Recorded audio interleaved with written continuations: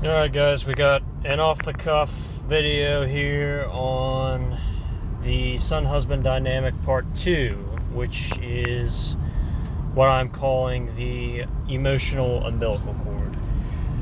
This term may have already been developed and used elsewhere, so I don't claim to be the creator or the originator if it exists elsewhere, but I haven't heard of it from anywhere else, but I haven't done extensive research on that.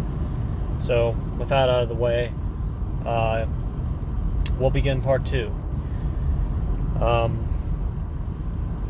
So when I say the emotional umbilical cord, it should already tell you or give you an idea of what we're talking about here. The umbilical cord is the biological connection, the final biological connection between the mother and the child, where when it is cut, the child must receive all its sustenance externally. It can no longer receive it from the mother. In the same way, the emotional umbilical cord remains attached in a son-husband relationship, except the umbilical cord is not directed towards the child, but it is directed towards the parent. So the parent feeds emotionally from the child. In this case, we're talking about what I'm familiar with, which is the son-husband dynamic, where the mother feeds emotionally from her child, and in place of the emotional regulation and void that the husband would provide for. And this takes many forms. I mean, you name it. The mother could even be discussing, emotional tension with her actual husband, your father, to you, using you as a surrogate husband, since she doesn't want to deal with the reality of a tense marriage or a tense relationship. She doesn't want to have to do the work to try to repair that relationship or make that relationship work, or just get rid of that relationship. In my case, the so-called relationship persisted, but only de jure, not de facto, but only de jure. Meaning only by law does the relationship persist. There is no actual emotional connection at all, and any emotional regulation is received from her children. Now, it's very easy to pick this out. Again, like I was saying in the previous episode, if you are able to pick it out and identify it early on. And what this looks like is your mother will, or father, this, any time I talk about this subject, it could apply to a daughter-wife dynamic, but I think those are less common. Correct me if I'm wrong, but I believe in this day and age, especially, son-husbandry is much more common. But anyway, the mother will put stuff on you, like stuff that your father isn't doing. She won't confront him about it because she's either too scared, or it's easier to just come to you and make you the emotional tampon, make you the emotional outlet, because if you've already been trained to be that way from a young age, then you're going to be more receptive anyway. You've already received the programming, and you're locked into it. It's just part of your nature.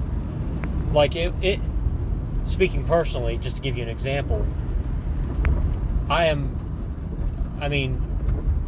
there's some normality to this, like consoling your mother. Like, there's nothing wrong with that. But if a mother is putting stuff on you that is normally regulated through the husband, then that becomes a problem, because it hampers your emotional growth. It hampers your development with the outside world. It keeps you in this kind of keeps you in this box, this emotional box, where your whole existence is the regulation of your mother's emotions. And this can take many forms. You could, like, every action you take, you will relate some way to how your mother would feel about it. It goes that deep. Even if your mother is not there, like, she's there in your heart. She's always there. Everything that you do revolves around how she'll feel about it. So let's say your mother has a certain routine that she keeps, and you do something that breaks that routine up, even if it's for your benefit and for your growth, where she should be encouraging that behavior.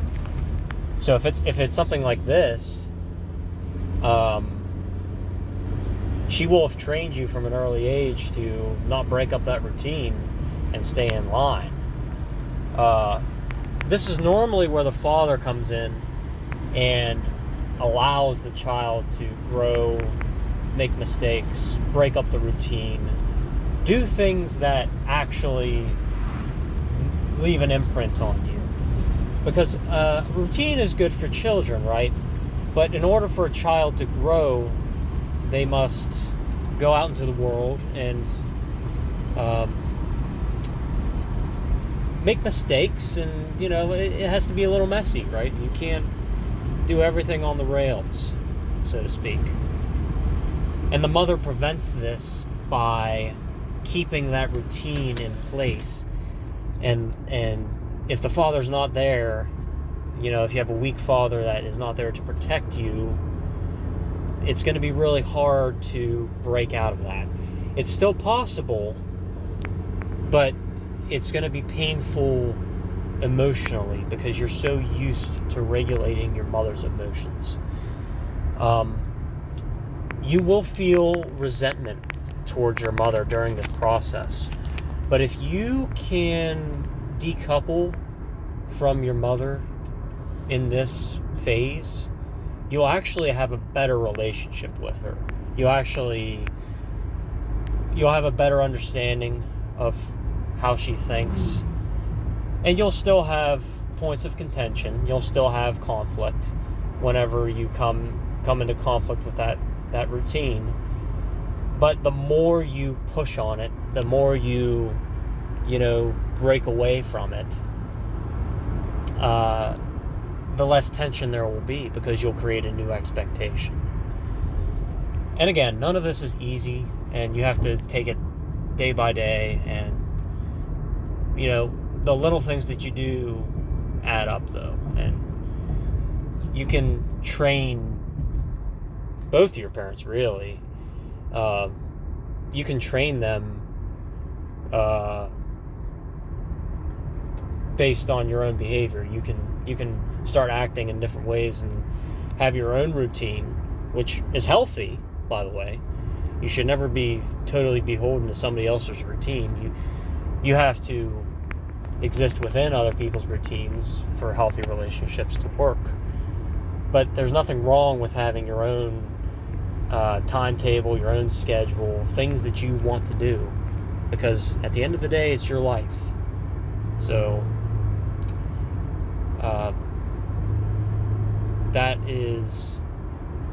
the emotional umbilical cord in a nutshell. I kind of rambled a little bit just to wrap it up here, but I think I summarized my thoughts pretty well. I don't really do notes or anything like that. I kind of just do whatever comes to mind, really. I just say. But either way, I hope it's helpful, and if it is, let me know. I know that last video I did was a little off the cuff. I'll have videos like that sometimes where I just I just say what's on my mind, you know. I don't really want to be someone who holds back anymore. I just want to kind of say what's on my mind, but I'm okay. You don't got to worry about me or anything. I hope, but yeah, I hope all of you took away something from this. Please leave a comment. Please like. Please subscribe if you enjoy this content and if you find value in it. I will be posting part 3 in the coming weeks. I kind of just do these when I can. Part 3 will probably be I'll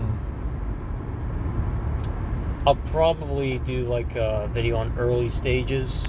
So what the early stages of Son-Husbandry look like, what the prerequisites are, like what factors are needed to create the scenario, and that'll be where we'll pick up next. So thanks for watching, everybody.